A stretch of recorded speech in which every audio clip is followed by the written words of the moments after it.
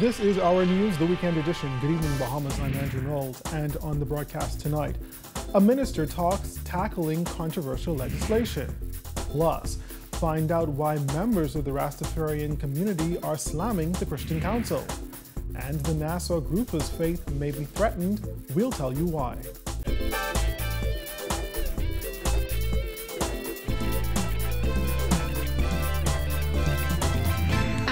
Is brought to you by Alive, the nation's newest and best LTE network. Good to be alive. Good evening, topping the news. During his first few months in office, the Minnis administration has taken on a number of controversial topics, including citizenship rights, immigration, corruption, marijuana, and marital rape. Now, days into the new year, a high-ranking cabinet minister says no amount of backlash will deter the government from tackling those issues. Our Jasmine Brown leads us off tonight.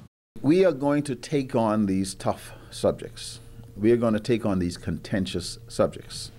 8 months into its term, Dr. Sands says the Minnis administration is determined to address the most pressing matters, even if they are controversial. Since May 10, 2017, the government has been forced to address several hot-button issues, including marital rape and marijuana. Both topics were raised as a result of the Bahamas' involvement in international organizations. In the case of marital rape, the issue was thrust back into the national spotlight when a UN representative labeled it as one of the most pressing matters facing the Bahamas following a December visit. Marijuana sparked up national dialogue following a CARICOM town meeting on the issue on Friday evening. But Sands says the most attention-grabbing issue this year will no doubt be immigration. The subject at hand right now is immigration. And whether, we like it or not, it is a conversation that is long overdue. It's a conversation that has polarized the people of the Bahamas, right? Illegal migration has also been a hot topic in recent weeks. Over the last 2 months, Haitian sloops landed undetected near the Defense Forces Coral Harbor base. Before those landings in late October, Prime Minister Dr. Hubert Minnis announced that illegal migrants in the Bahamas must leave the country by December 31, 2017. This week, Immigration Minister Brent Simonet indicated the government will be going after employers who hire illegals. Sands says the fact is it's an issue that has plagued the country for too long. No matter how you feel about immigration, and I'm speaking particularly about people from the Haitian diaspora, because, that's the bulk of what we talk about. It is a complex, contentious subject. Reporting for Our News, I'm Jasmine Brown. All right, thanks, Jasmine. The country recording its first traffic fatality here on the streets of the capital last night after a man reportedly lost control of his vehicle and crashed into a concrete building which is under construction. According to police, they were called to the scene of the traffic accident at Unison Road off Carmichael Road around 9 p.m. Friday. When officers arrived on the scene, they met the unresponsive victim inside of the extensively damaged Honda vehicle. In fact, fire services personnel had to be called to extract the victim from the car. He was pronounced dead on the scene.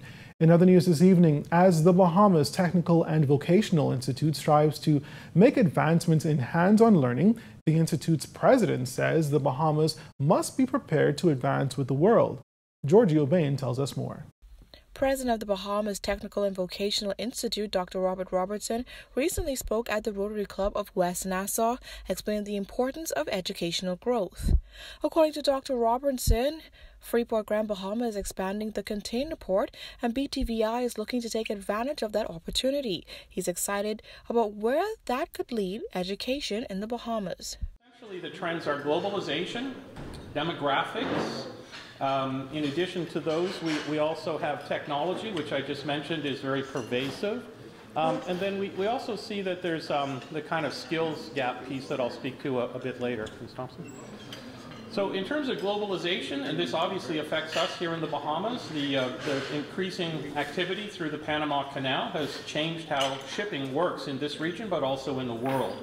Essentially tripled capacity, tripled the volume of ships that can come through there. And certainly Grand Bahama, if you've been there recently, is expanding many of its operations to accommodate more ships, bigger ships. Countries are developing quickly and calling in the help of migrant workforce, according to Robertson, who said more than 10,000 Americans a day are retiring and baby boomers are leaving the system. Canada is increasing the number of landed immigrant permits that it issues to non-immigrant people coming into the country because, in their view, the economy will suffer if they don't do something about getting new, younger people into the system. They have a point system in Canada, as you probably know. If you're younger, you get points. If you speak English, you get some points. If you're educated, you get some points. Other countries will start to adopt similar systems, and it'll become a very competitive environment very quickly because many people are retiring. Technology is also increasing, according to Robertson, who says the country is drastically behind in that area. Also, in terms of technology, one of the things that I see is an increase in online education. I know that's hard to do if you're a technical school, for example, but just before Christmas, the state of California announced that it is starting a new technical college, and it'll be everywhere in the state. It'll be an online community college, and it'll attempt to provide instruction as much as possible online, but have residencies where people come in and perhaps for 3 or 4 or 5 hours learn a bit about carpentry or plumbing or whatever the other disciplines are, but they also supplement that by online. Reporting for our News Weekend Edition, I'm Giorgio Bain. All right, thanks, Giorgio. Members of the Rastafarian community say the Christian Council is asking for preferential treatment after the religious group lamented CARICOM for not extending a personal invitation to the Christian Council ahead of a meeting to discuss the views of Bahamians surrounding the decriminalization of marijuana. Rastafarian leader Ian Morris says it all comes down to tradition. What they seem to be saying, based on what you said, is that they want preferential treatment. And that's one of the challenges that we have with moving forward. The church gets this preferential treatment, and it's not based on science. It's based on faith, you know, and tradition that has been handed down. What has happened is that time has passed, and we're seeing that some of that tradition is not built on truth.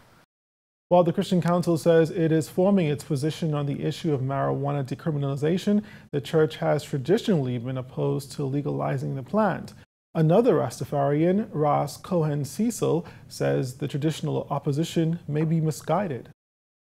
It has one point to do with stereotype. In a lot of ways, I'll say stereotype towards, in some ways, the culture, because in some cases, unfortunately, is linked with, say, a set of people that does it, and then a set of people that does it, if they are more opposed to them, and then they would have like some kind of stereotype views towards that. Well, the CARICOM town hall meeting was held last evening. We will have a full report from that meeting in a later newscast. Well, we'll take a break here, but still ahead. A former F&M cabinet minister is keeping a close eye on the current administration's record. Plus, why an environmental advocate is asking Bahamians to pay attention to what's on the menu. And Miss Bahamas Universe slams rumors about her reputation. Those stories and more in our news return.